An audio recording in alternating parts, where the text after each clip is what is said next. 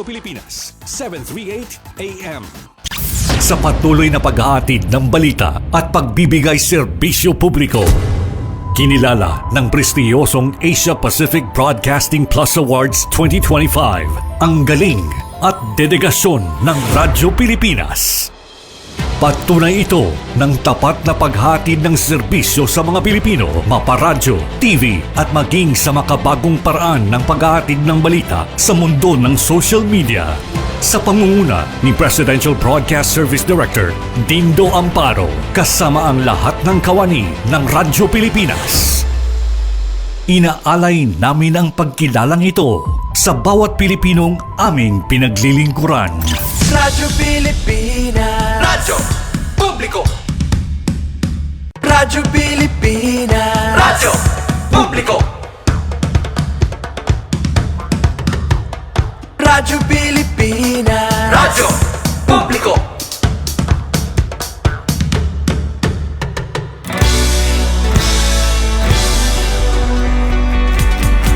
Mahalagang mga balita, napapanahong impormasyon. Kami ang inyong gabay pag may bagyo at sakuna. Serbisyo ng gobyerno kapag may nangangailangan. Mga proyekto ng Pangulo, damang-dama ang pagmamahal niya. Tulay ng mga hinaing, ang problema ng bayan ating lulutasin. Tulay sa himpapawid, tulay ng pagbabago. Radyo Pilipinas, Radyo Publiko, ng bagong Pilipinas. Radyo Publiko, Radyo Pilipinas, Radyo Publiko, ng bagong Pilipino. Mga proyekto ng Pangulo, damang-dama ang pagmamahal niya. Radyo Pilipinas, Radyo Publiko, ang boses ng Pangulo.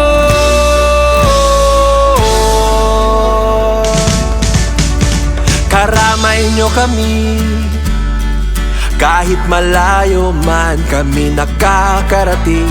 OFW magsasaka, buhay ay iba't iba, san mang lugar ng bansa natin. Tulay ng mga hinaing, ang problema ng bayan ating lulutasin.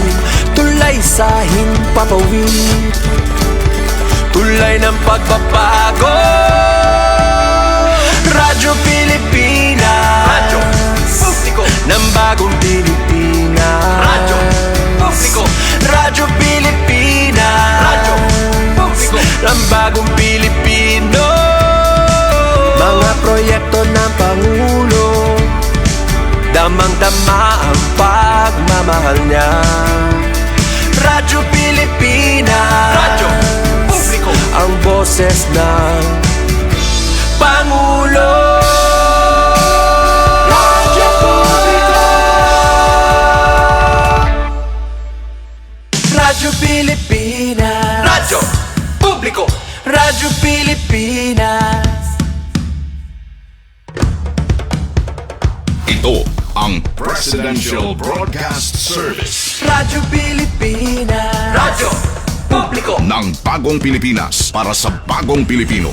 Naghahatid ng mahahalagang balita at impormasyon na guugnay ng pamahalaan sa sambayanan.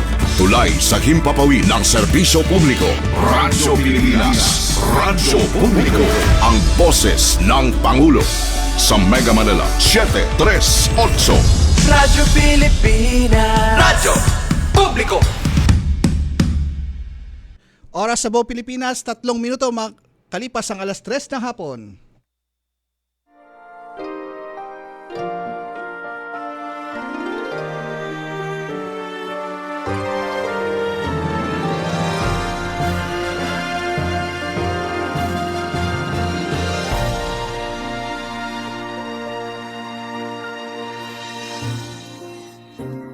Isang maulan na hapon po sa inyong lahat at welcome po tayo sa ating programang Kalinga Hatid ng Red Cross dito po sa Radyo Pilipinas, Radyo Publiko. Ngayong pong ika-20 ng buwan ng Hulyo. Kamusta po ang bawat isa sa inyo?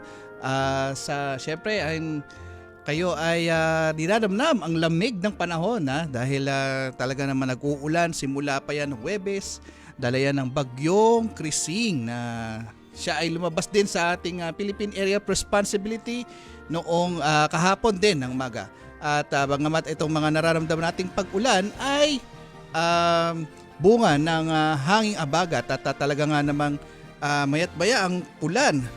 At syempre ang mga kababayan natin, kayo po dyan ang mga nakikinig nanonood sa ating Facebook page ay talaga nga namang ninanamnam ang lamig, masarap matulog. Pero kami dito sa Philippine Red Cross, wala kaming tulog at talaga nga naman nakaantabay kami, nagmo-monitor, nagre-responde sa mga naapektuhan nitong bagyong Krising. At ano po yan, Luzon, Visayas, Mindanao ang ating dinibigyan ng responde, tulong at pag-ayuda sa mga taong nangangailangan. At atin din pong tatalakayin ngayong araw na ito ang tungkol sa National CPR at magbibigay tayo ng update sa ilang mga kaganapan, mga narespondahan ng ating Philippine Red Cross sa iba't ibang sulok ng ating sa ating bansa. At atin ding inaanyayahan ng ating mga makikinig at na tayo hanggang alas 4 po tayo ng hapon at tayo'y live sa Facebook page ng Kalinga Hatid at ng Radyo Pilipinas Facebook page. Like and share po tayo, mag-comment at tayo din po ay napapakinggan 738 kHz sa Radyo Pilipinas at sa atin napapanood po tayo sa Digibox channel 43 to 45 sa Digibox at saka sa For the Box. At okay, hindi na natin patatagalin pa. May makakasama po tayo sa atin. Ang bagamat ang ating Governor Cora Alma de Leon ay meron lang pong importanteng dinaluhan, pero siya ay magbibigay ng mensahe niya maya lang. Nandito po sa atin via Zoom ang ating long time na nakakasama din po at finally kasama natin mulit siya, Governor Jay Halandoni mula po yan sa Bacolod. Magandang hapon po, Gob. Gob, nakamute? Wala pa. Wala pa pala. Okay. Anyway, hintayin natin. Sabi niya magjo-join na daw po siya. Sabi niya sa akin nang tinawagan ko siya. 5 minutes daw nung kanilang tinawagan ko siya. Anyway, at syempre dahil sa ating pasalamatan ng bumubuo ng ating programa mula sa Presidential Communication Office at ang ating sa Presidential Broadcasting Service, ang ating Director Dindo Amparo Fernando Sanga at ang ating Station Manager Sir Alan Alanige. Kasama po yan ni Sir Ray Sampang, Sir Oli Lopez at Ma'am Joy. At nandito rin si Engineer Alvin sa technical side. At syempre sa Philippine Red Cross na pinasasalamatan natin ang ating Chairman and CEO Richard J. Gordon, kasama ng iba pang Board of Governors at ang ating Secretary General Dr. Gwen Pang at ang iba pang mga chapters natin nationwide. Mahigit 100 chapters natin, kasama yan ng kanilang Board of Directors at Red Cross Youth at Red Cross 143. Ayan, andyan na raw po ang ating co-host for this episode, si Governor Jay Halandoni. Magandang hapon po, Gob. Magandang hapon, Sir Ed. Medyo matagal na tayo hindi nagkita, no? At saka si Ma'am Cora, good afternoon sa inyo lahat. Opo. At saka sana, better weather ahead of us, better days ahead of us sana.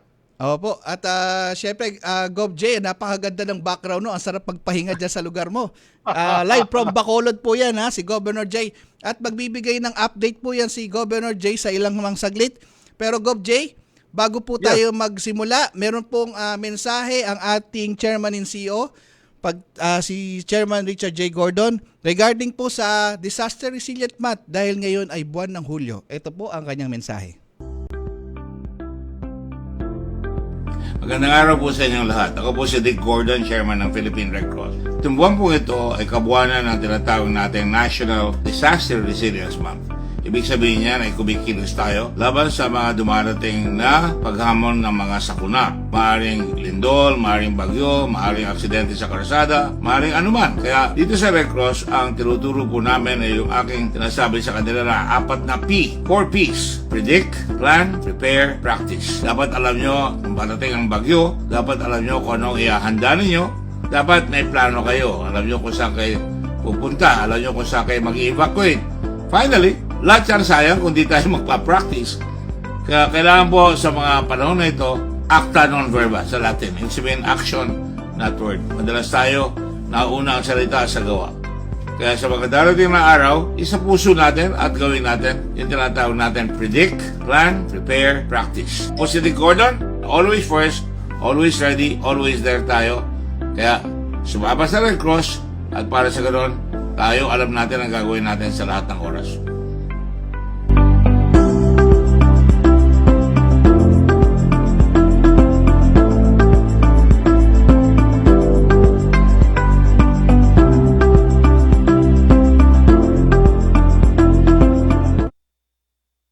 Okay, yan po ang mensahe ng ating chairman si Richard J. Gordon. Gov J? Yes, sir. Opo. Gov J, bigyan mo nga kami ng update dyan sa mga bago tayo magsimula sa ating episode na National CPR Day habang hinihintay natin si Sir J. Lord ng Safety Services para mag-join. Although nandyan na ang kanyang EMS instructor na si Sir Darrell, tayo ay magbigay lang po tayo ng update sa mga kaganapan itong bagyong Krising at syempre dyan po sa Negros Occidental at Negros Oriental ang isa sa mga talaga nga namang naunang tamaan itong bagyo dahil sa habagat na hatak nitong bagyong ito. Gov J? Well, siguro sir, before this, last week, meron tayong naramdaman na o naranasan na pagbaha dito sa Bacolod City mismo. This was last week pa lang. So, yung Red Cross natin, along with yung mga government yung agencies MATS natin, we worked hand in hand. So, nag-deploy rin tayo ng mga tauhan natin kasi biglang flash flood, Bacolod City mismo. So, medyo naka-practice tayo doon, naka-dry run tayo doon. Ito nga, itong bagyo na ngayon, it wasn't Bacolod this time, pero Southern Negros, from Hinigaran, Binalbagan, Himamaylan, Kabangkalan, Ilog, Sipalay, kahit na sila Castellana na medyo bundok na yon. Tsaka si Moises Padilla, medyo bundok na yon, naranasan rin nila yung baha doon. Buti na lang, nag-training, kagaya kanina sinabi ni Chairman Richard Gordon, we train for these things. So we plan, predict, and we participate, of course, sa mga sa mga kung saan-saan tayo tinatawag, no? So yun, yung natin, yung water search and rescue natin andon, yung Meals on Wheels natin andon. So ang daming assets ng Red Cross at our disposal na na-activate natin ngayon. I'd like also to take this opportunity na yung mga yung mga volunteers natin, ang dami nila. Nagpapasalamat tayo sa mga volunteers natin. Shout out rin sa Cebu at saka dun sa sa Leyte, Jonas Mako. Medyo may nagdi-deploy rin sina Sir Jonas doon, no? Yung mga volunteers natin, although they work very hard and we are always there, so let me take this opportunity first of all to thank them. At saka yung sa mga listeners natin, although we feed our yung mga victims of flood, yung mga natin, yung mga evacuees natin, yung volunteers natin, kailangan rin natin papakainin yun. Opo. Kailangan rin natin aalagaan yun. Kailangan din sila makapahinga kahit isang araw lang, no? So, calling for donations for our volunteers mismo on the ground who are tirelessly helping. And when we say volunteers, this isn't just Red Cross. You may channel it through Red Cross, pero kasama na dyan yung DRRM ng province, DRRM ng mga iba-ibang bayan. So yun, makakatulong tayo doon. Sir Ed? Opo, at makikita natin sa ating preview na pinapakita po mula sa ating mga kasamahan po dito, si Ma'am Joy at si Sir Orly, na yung responde po natin, nagbigay tayo ng hot meals at ito po ay nirecognize ng ating chairman and CEO Richard J. Gordon kasama ng ating Secretary General Dr. Gwen Pang ang inyong responde dyan sa mga naapektuhan. At magbibigay tayo ng ilang ulat dyan, Gov. J. maya-maya lang, pero tayo ay magtututok sa ating talakaya ngayong hapong ito tungkol sa National CPR Day. So, ang ating panauhin, nandito na po ang manager po ng Safety Services ng Philippine Red Cross National Headquarters. Nandito po via Zoom, si Sir J. Lord Abrigado. Magandang hapon, Sir J. Lord. Magandang hapon sa inyo, Gov J, and of course Edison. At magandang hapon sa lahat na nakikinig sa atin ngayong hapong ito. Ayun. At kasama din po niya ang EMS instructor ng National Headquarters, si Sir Darrell Atanasio. Greet ka muna, sir. Sir Edison, and sa nanonood po ng Radyo Pilipinas, magandang hapon po. Okay. Okay, simulan na natin ang ating talakayan. Gov J, may pauna ka mga tanong? Well, first of all, congratulations sa dalawa nating guest, Sir J. Lord at saka si Sir Darrell. Alam mo, Edison, itong CPR na to, sometimes overlooked lang ito. Saan ko naman kailangan yan? Pero when it strikes na kailangan mo, dapat alam natin yung proper handling or paano i-execute yung tawag nating CPR. So siguro, Edison, tanungin natin muna si Sir J. Lord. Sir J. Lord, ano ba to talagang meaning ng CPR? Ito ba yung kasama ba to mouth to mouth? Ano ba to? Ito ba yung nasa dibdib ka ng tao tapos medyo may motion dyan? Ano ba yan, Sir J. Lord? Bigyan mo kami ng history, background. Sir J. Lord. Alright, sige po. Ang cardiopulmonary resuscitation, ito yung ginagawa nating intervention sa mga taong nagkakaroon ng cardiac arrest. Pag sinabi nating cardiac arrest, ito yung mga taong nawalan ng malay, nawalan ng hininga at nawalan ng pulso. Sa madaling salita, huminto yung pagtibok ng kanilang puso. Ang problema, kapag humihinto ang pagtibok ng puso, humihinto din ang circulation or pagdaloy ng dugo. At tatandaan natin, ang dugo, siya ang carrier ng oxygen. At kailangan ng mga cells natin itong oxygen na to para ito ay mag-function. Ang pinaka-critical dyan kapag humihinto ang blood circulation natin is yung ating utak. Dahil ang brain natin, ayan, yung mga neurons, kapag ito ay namatay, wala na itong capacity to regenerate. No?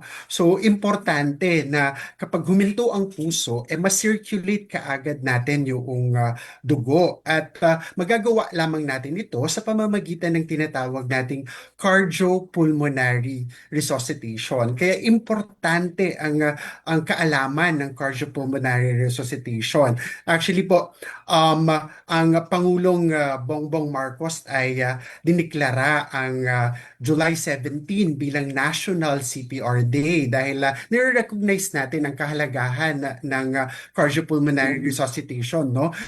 Sa bisa ng Proclamation 511 or declaring July 17 as the National CPR Day, yan, advokasya natin na mapalaganap yung awareness sa cardiopulmonary resuscitation. Actually, may strategy tayo dyan, Gov J, no?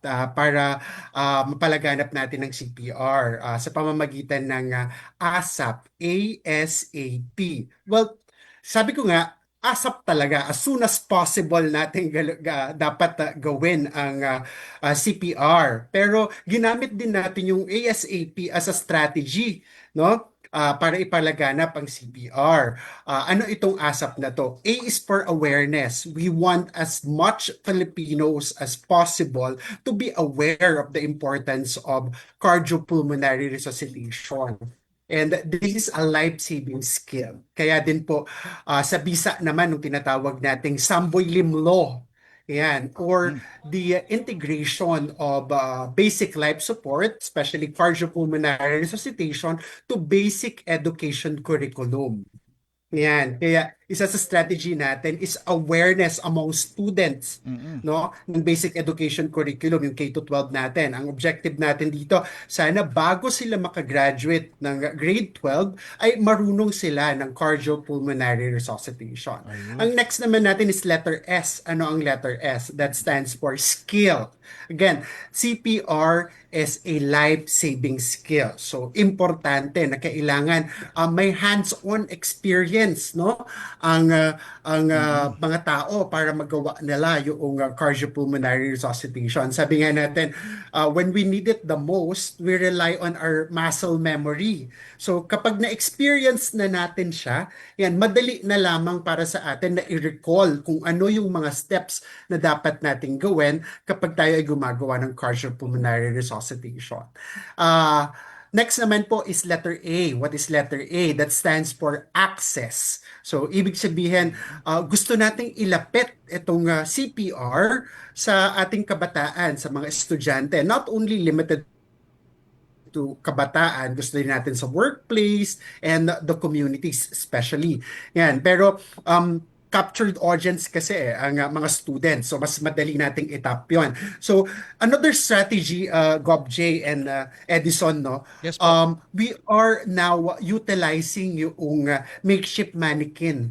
Yan. So, not everyone has access to CPR mannequin. So, ang ginawa natin, nagawa tayo ng makeshift mannequin. Ano ito? Sa pamamagitan ng paggamit ng jerry cans, t-shirt, at mga goma. Yun. So, by this, available ito sa mga tahanan, usually dito sa Pilipinas. So, kung meron silang jerrycan, they can still continue to practice yung CPR natin. So, they have access to the CPR skill. And last one, if we're able to do the 3, meron tayong letter P, which is perform with confidence, no? So kapag nagawa natin lahat ng ito, we can perform with confidence. So ito yung advocacy natin na gustong gawin sa Philippine Red Cross.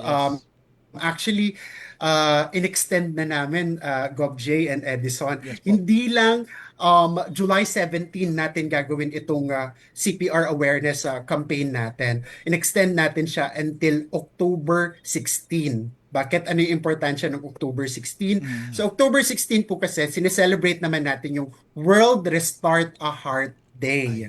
So, ang gagawin natin is magkakaroon tayo ng CPR Caravan. So, nag-kick off tayo noong July 17. Yan, and gagawin natin to daily, targeting schools, workplaces, communities, hanggang October 16. So, this is a 90 days, dire-diretso tayong caravan. Medyo napopostpone lang or nare-risked sa mga ibang chapters natin because of our typhoon operation. But definitely, after that, we will resume because we want to target Edison and Gob J. We want to target 1 million individuals to learn CPR. So hopefully for this 90 days, makagawa tayo or ma-reach natin ang 1 million individuals to learn CPR. Gob J. Okay, yes. Sa kay Sir Daryl naman. Sir Daryl, kamusta ka na, sir? Hello po, Gob J. Magandang hapon po, sir. Okay naman po. Okay. Sir Daryl, binanggit ni Sir J. Lord na cardiopulmonary resuscitation pag nag-stop yung heart.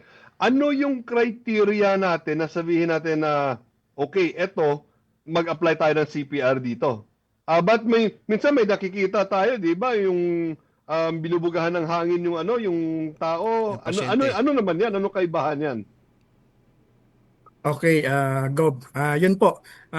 Kailan po tayo mag-CPR and meron po tayong tinatawag ngayon na hands-only CPR. Yung hands-only CPR po, wala na po tayo yung binibigyan ng hangin sa community level. So once na nakita lang at safe po yung area, first thing, hindi po kayo mapapahamak, safe yung area, unang priority yan. Then makita nyo lang may victim na suddenly nag-collapse o unconscious, unresponsive, then hindi humihinga, hindi gumagalaw, then tawag agad kayo ng 143, yung local emergency hotline po natin ng Philippine Red Cross. Or kung di man 143 sa mga ibang community setup po natin, yung alamin po natin yung local emergency hotline natin. So tawag po tayo dyan sa local emergency hotline para maka-dispatch ng pinakamalapit na ambulance or activating medical help. Then after nun, ang unang-unang susunod mong gagawin is i-compress lang po yung center of the chest. Sa gitnang bahagi po ng dibdib. Yung hilop-dahan mo, ilalagay mo lang dun sa center of the chest. Then, tuloy-tuloy lang po yun na compression at a 2 inches depth or 5 centimeter hanggang dumating yung tulong na tinawag mo. Okay? Without any interruption. Tuloy-tuloy lang po yun. In that point, in that so-called hands-only CPR, matutulungan nating tumibok muli ng tama yung puso ng victim na nag-collapse. Kasi po, kapag dito po kasi pumapasok yung cardiac arrest. Yung cardiac arrest po yung pagtigil ng pagtibok ng puso. So napakalaking tulong nung hands-only CPR plus yung sinabi nyo kanina, Gob, na yung naglalagay ng kuryente na sinabi nyo, yun yung AED, or Automated External Defibrillator. Yun po yung tandem. Yun po yung sinabi ng ating manager kanina, kaya nga to continuous caravan hanggang word restart a heart day. Doon po papasok yung AED or Rapid Defibrillation. Okay. Daryl, kung sa kotse pa, parang jump start, ano? Napo. Okay, anyway, Sir Daryl, eto sa caravan natin, ano naman yung mga activities natin? Sino yung mga participants natin sa mga caravan natin in celebration of CPR Day? Si Sir J. Lord ang masasagot. Ayun, sa kay Sir J. Lord. Alright.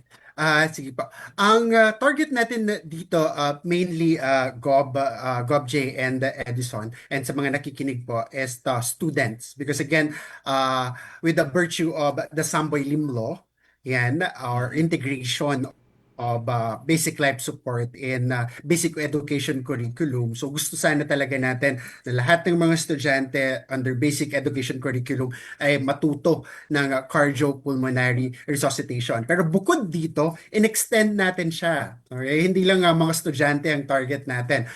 We want workers sa different workplaces, yan, matuto rin ng cardiopulmonary resuscitation because under the law ng Department of Labor and Employment, kailangan po meron tayong first aider in every workplace, no? Yun. And kailangan alam din sa pagbibigay ng CPR. Aside from this, of course, we are going to tap our communities. Yan, lalong-lalo na ang ating Red Cross 143 volunteers. Tuturuan natin sila ng cardiopulmonary resuscitation. Madagdag ko lang din, Gov J and Edison, noong July 17, noong nag-kick off tayo and we celebrated the National CPR Day, yan, nagtala tayo ng 50,957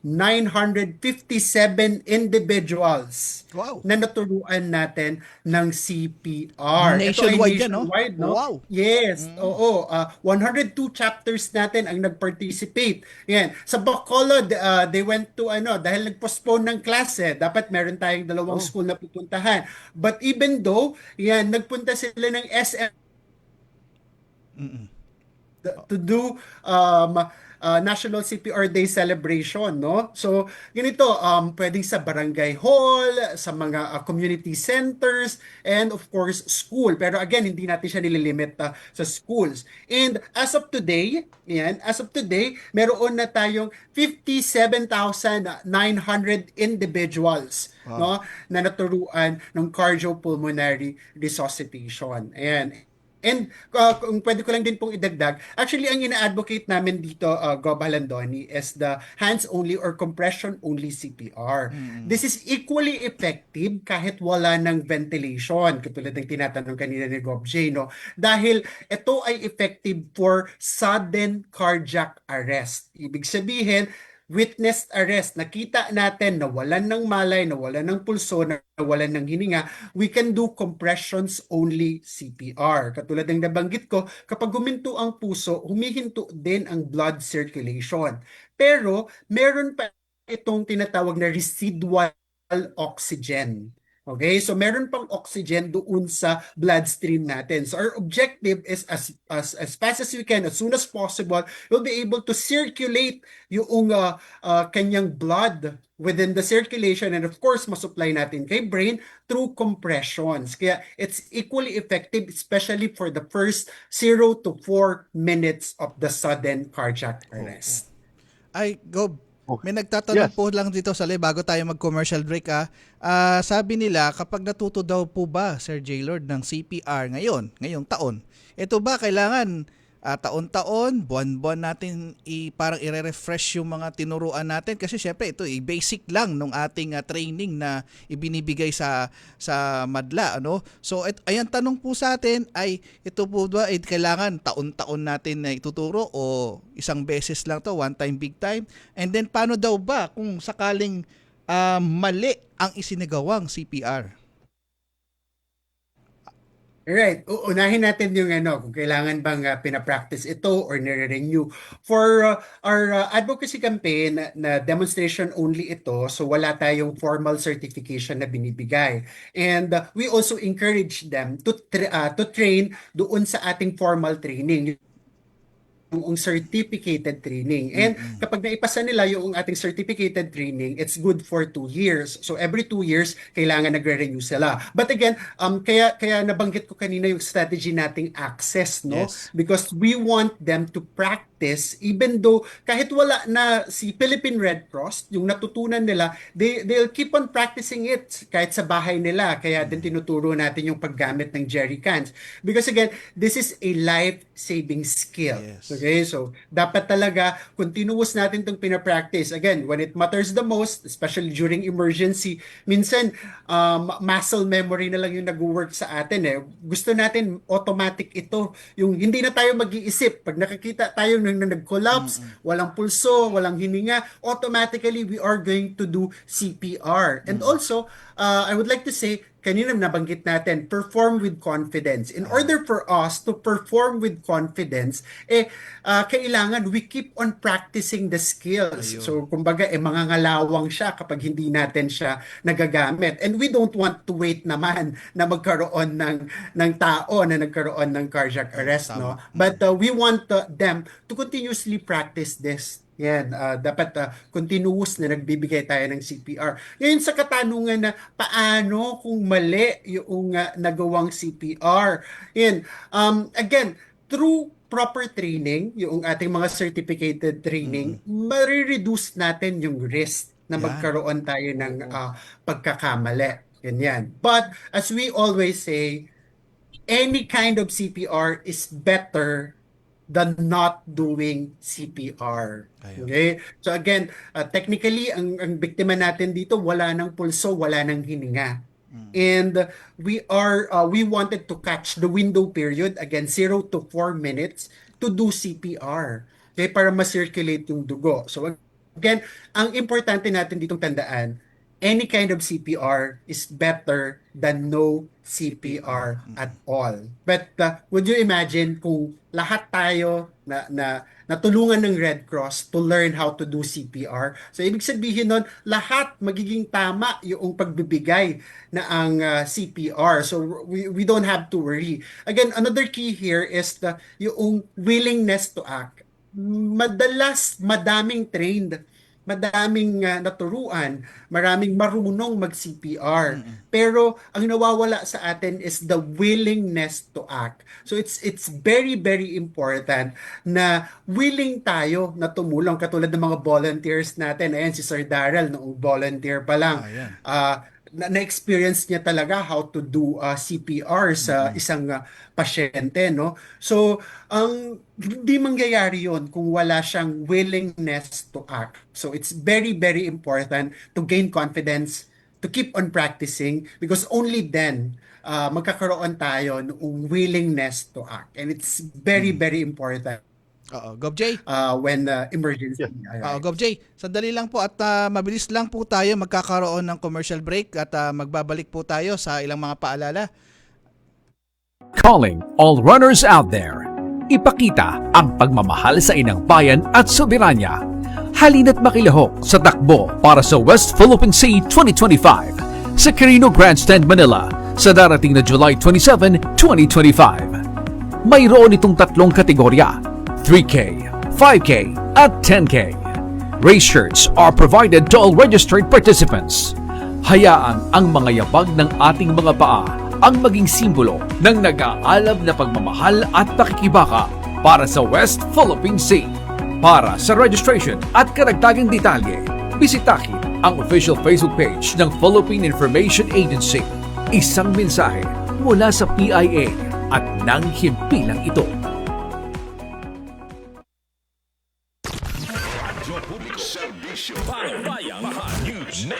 Balitang Pambansa. Sa ulo ng ating pinakamalawak na pagbabalita. Ang radyo ng Pilipinas.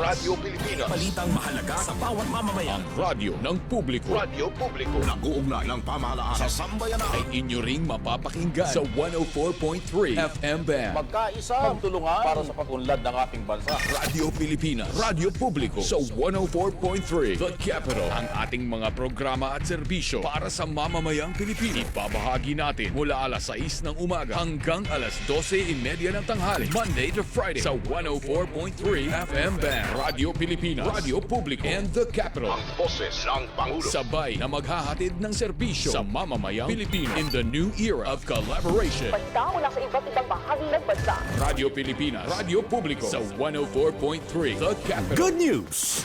Ang inyong pinagkakatiwalaang Radyo Pilipinas nasa TV na. Oo, nasa TV na. Ang Radyo Pilipinas 738 AM ay live nang mapapanood sa Channel 3 ng ABS-CBN TV Plus at Channels 45 to 49 ng GMA Affordabox. Kaya may access ka na sa balitang totoo anytime, anywhere. Sa radyo, sa social media at TV. Radyo Pilipinas 738 AM. Radyo Pilipinas is on Viber. Viber. One tap and swipe. Nandyan na lahat. Receive credible news and information. Pati mga trending topics at videos. Sure na meron dito niyan. Stay on track with Radyo Pilipinas on Viber. Pick up real news. Catch the latest and biggest stories. Search Radyo Pilipinas on Viber and hop in to our community. Okay, nagbabalik po tayo sa ating ikalawang bahagdan ng ating programa at nais nating pasalamatan ng mga nakikinig sa atin at nanonood sa Facebook page at syempre si Sir Dino Cruz, sabi niya ingat po sa lahat ng responders ASAP for CPR at syempre sa live viewers po natin meron po tayong 20 lang na live viewers po na nanonood sa atin sa Facebook page. Mag-like, comment, and share lang po tayo. Kalingay Hatid at Radyo Pilipinas Facebook page. Gov J? Yes, sir. Oo. Actually, tatanong ko sana, follow-up lang na tanong dito kay Sir J. Lord, no? He mentioned a while ago na ito yung meron tayong Samboy Lim Bill. Siguro, pwede natin ma-elaborate ano to. Sino to si Samboy Lim? Doktor ba ito? Estudyante ba ito? Politiko ba ito? At saka bakit meron Samboy Lim Bill? Ano yung kwento behind this? Low na siya, Gov J. Low. Batas na yan. Oo. Right. Sir J. Lord? Ganito po yan, Gov J, no? And Ayun. sa lahat po ng tagapakinig. Nagsimula itong Samboy Lim Law because of Samboy Lim. Siguro yung sa mga kabataan, mga Gen Z, mukhang hindi na nila masyado kilala si Samboy Lim. But Samboy Lim is a PBA legend, no? One of the greatest players sa PBA and very popular during his time. Yan, during one of his practice, yan, sa Inares Stadium in Pasig, yan, nag-warm up siya. Tapos habang nag-warm up siya, nagkaroon siya ng sudden cardiac arrest. So he collapsed. Nawalan ng pulso, nawalan ng hininga. But during that time, noong nagpa-practice siya at nag-collapse, nobody know how to do CPR. So, nandun lang siya, nakahandusay, ina-assist siya, pero walang nag-initiate ng CPR. At tumagal ito sa loob ng 23 minutes, no? Na nakahandusay siya. Finally, when the ambulance arrived, nadala siya sa pinakamalapit na ospital. Na-revive naman si Mr. Samboy Lim, but naging comatose siya, naging vegetable, no? So naging lantang gulay, ganyan. So if sana during that time someone initiated CPR, hindi sana magiging ganito yung damage kay Mr. Samboy Lim. That's why this incident inspired Congressman Yang Giao, yan, and a partner bill in Senate by Sani Angara, yan, na mag-initiate ng inalias sa kanya ng Samboy Lim Law. This is or basically, ang pinaka-objective ng Samboy Lim Law is to integrate the basic life support and CPR to the basic education curriculum. Again, our objective is sana kapag graduate nila ng K-12, marunong na sila mag-cardiopulmonary resuscitation. So, yun, Gov J, no? Kung bakit tayo nagkaroon ng Samboy Lim Law or RA 10571. Ayun. Okay, thank you. Pero, Sir Ed, medyo clarify ko lang yan, ha? Kilala ko si Samboy Lim. Baka akala ng lahat yan, hindi ko kilala si Samboy Lim. Yan yung tinatawag nating the Skywalker.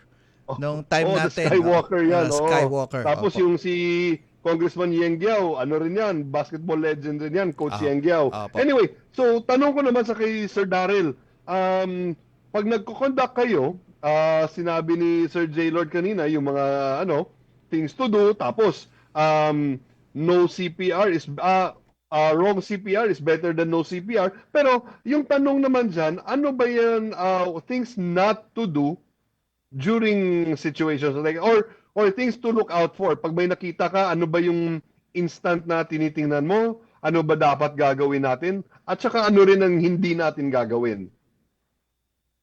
Sir Daryl? Sir Daryl? Yun po.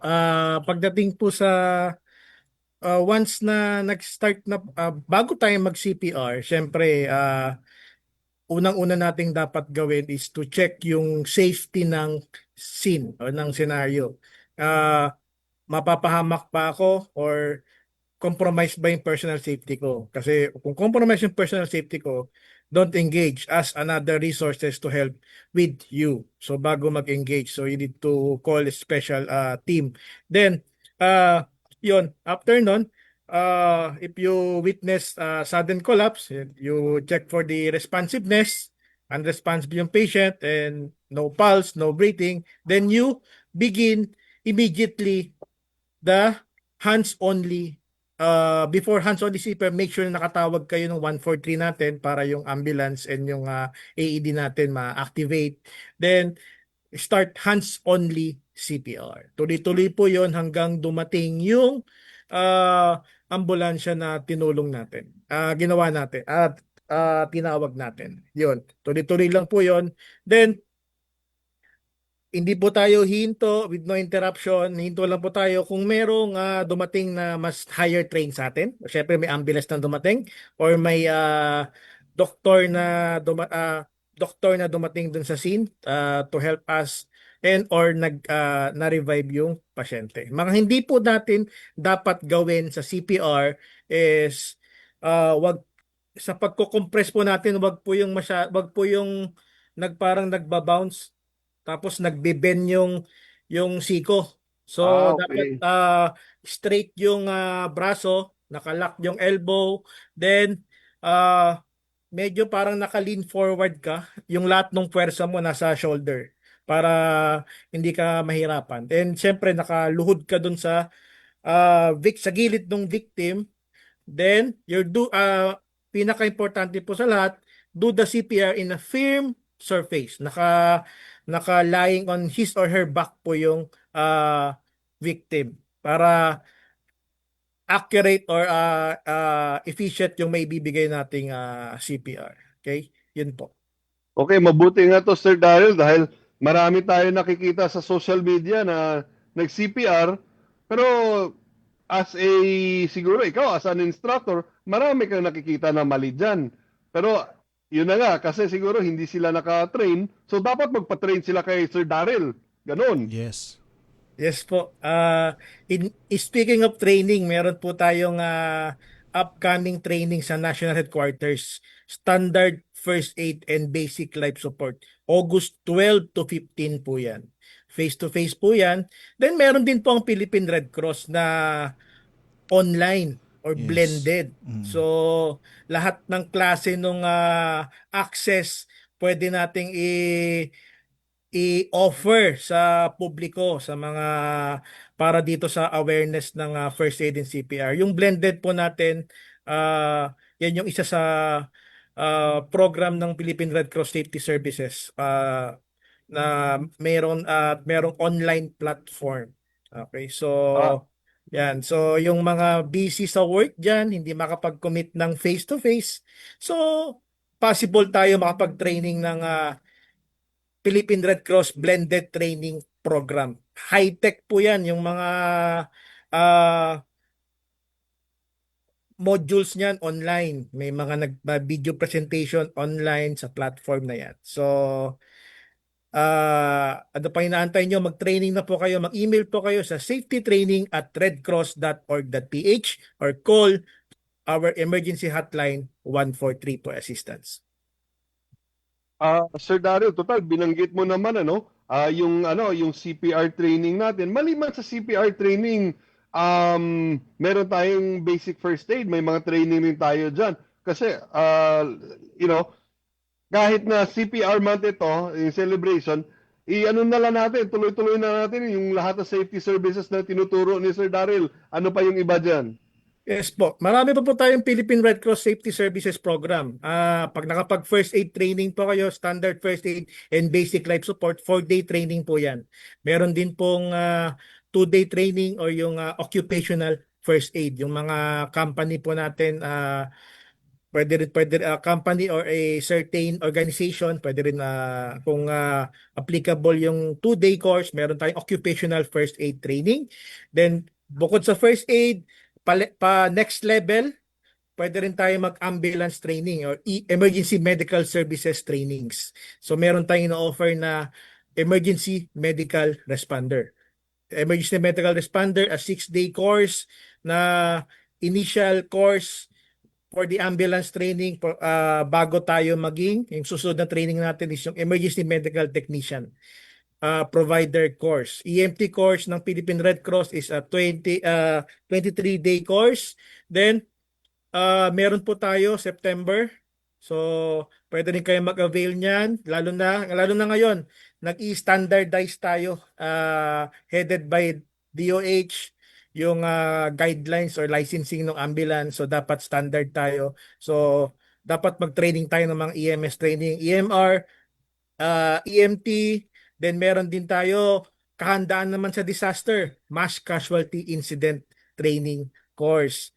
Then meron din tayong mga technical trainings, rope rescue, water safety, lifeguarding, and high angle rope rescue and other special trainings. So kompletos, rekados po yan pag pumasok kayo sa Red Cross at mag-volunteer kayo. Unang step na po papasukan nyo safety services kasi sa first aid training. Then after nyan, tuloy-tuloy yan, volunteer sa Red Cross 143. Ayun, thank you Sir Daryl. Nako, binanggit mo yung mga lahat na training. Alam mo, dito ngayon sa amin, marami yung baha dahil ulan, ganito ganyan. Makikita mo yan siguro sa inyong chat group diyan sa Red Cross. Meron dito na may hinahanap sila, swift water, may hinahanap sila na, isang tao.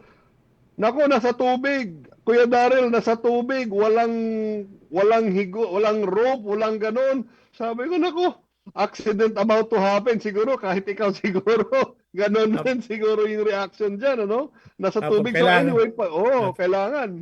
Kailangan din na mag-training ng basic water safety sa Philippine Red Cross. Oo, di ba? Kahit 2 inches of swift water, maaanod ka yan, di ba? ganun kalakas yung tubig, huwag natin ismulin yung tubig lang. Hindi lang yung tubig yan, malakas yan. So yun, so Sir Daryl, siguro kwento naman, medyo personal na kwento. Ano naman yung first time mo na-apply mo yung CPR? Ano yung naramdaman mo? Take us back to that incident.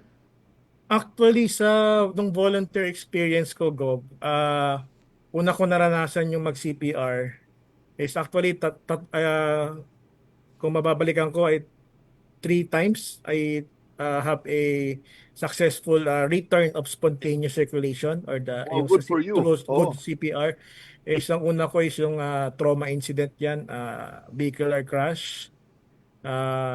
Then, pagdating sa hospital, hindi naman din declare. So, na medyo iba yung pakiramdam ko eh. So, ibig sabihin, trauma yon, vehicular crash. So, malaking bagay pa rin yung pagkompleto mo nagagawa yung dapat na first aid, na-detect mo yung life-threatening. Yon. Then, nasundan yon ng medical emergency. Then, hindi ko makakalimutan po, Gob, yung actually sa training mismo nangyari sa Santa Barbara, Pangasinan. So, nagko-conduct po ako doon ng ambulance operation training. Actually, nag-i-skills station kami doon. Then, merong LGU yun, DRMO. Then, may lumapit na nag-walk-in, suddenly collapse. So, in time for the participant, right after the training, medyo yung iba kinakabahan pa kasi first time. So, as an instructor, as the one leading them dun sa concept, nag-assist ako sa kanila. Then, hanggang sa ambulance, sa transport.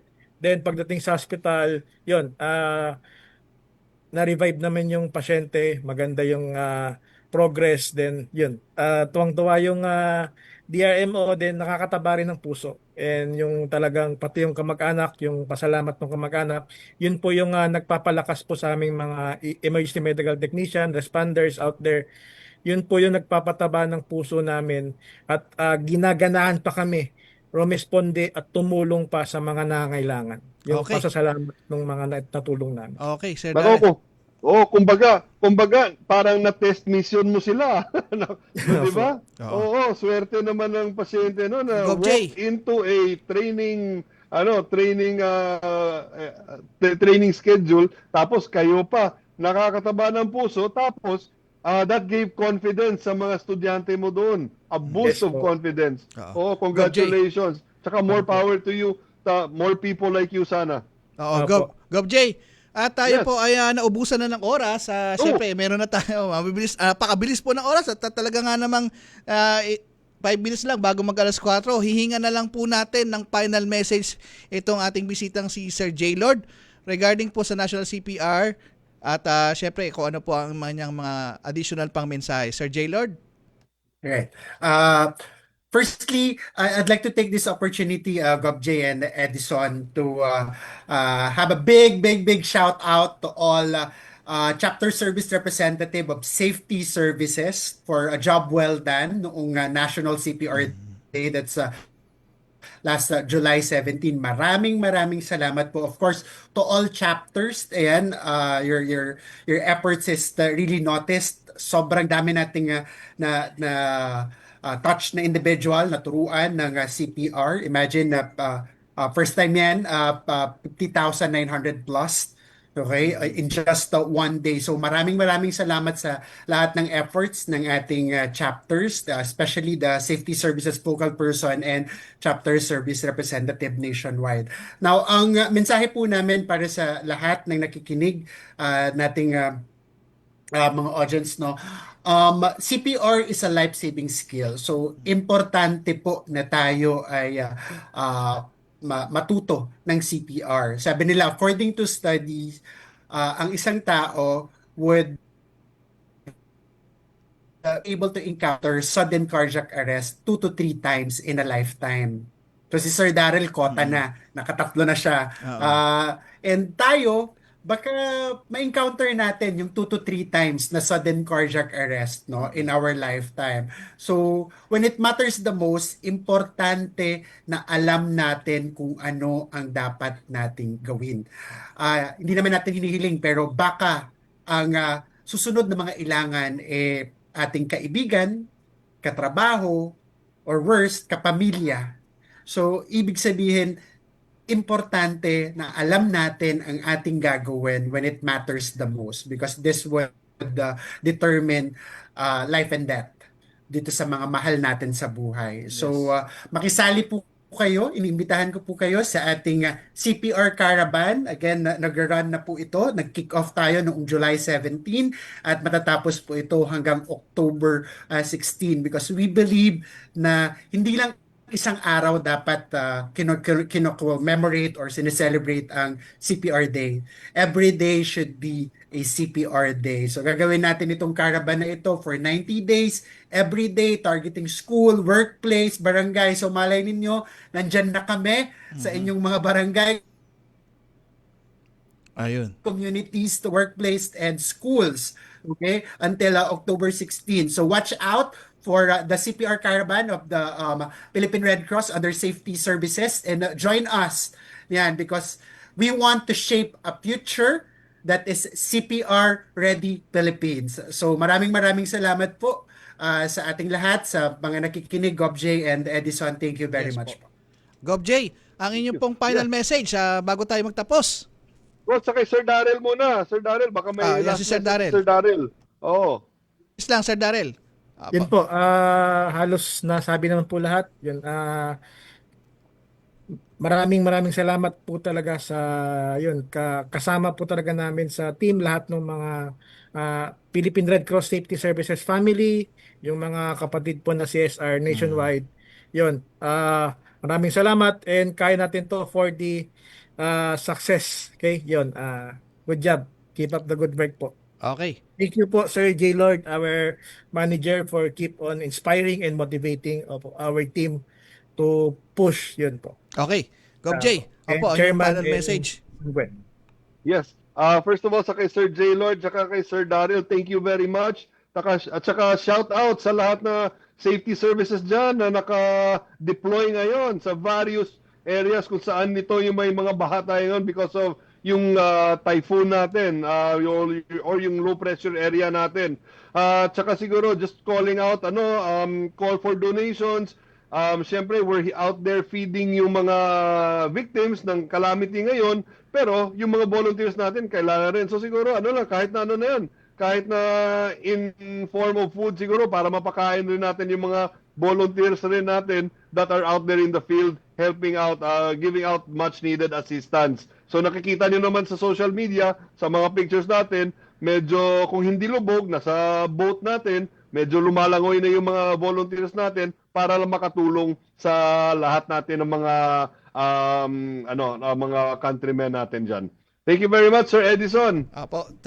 Maraming salamat po sa Governor Jay Halandoni, ang ating host po ngayong hapong ito. At syempre sa ngalan po ng ating Governor Corazon Alma de Leon, ito po si Edison Enriquez. At salamat sa mga naging panauhin natin at sa mga nakinig at nanood sa ating Facebook page. At susunod na po pagbabalit natin ni Sir Albert Sebastian kasunod ng programa ni Vance Fernandez, 1 minuto bago mag 4:00 ng hapon.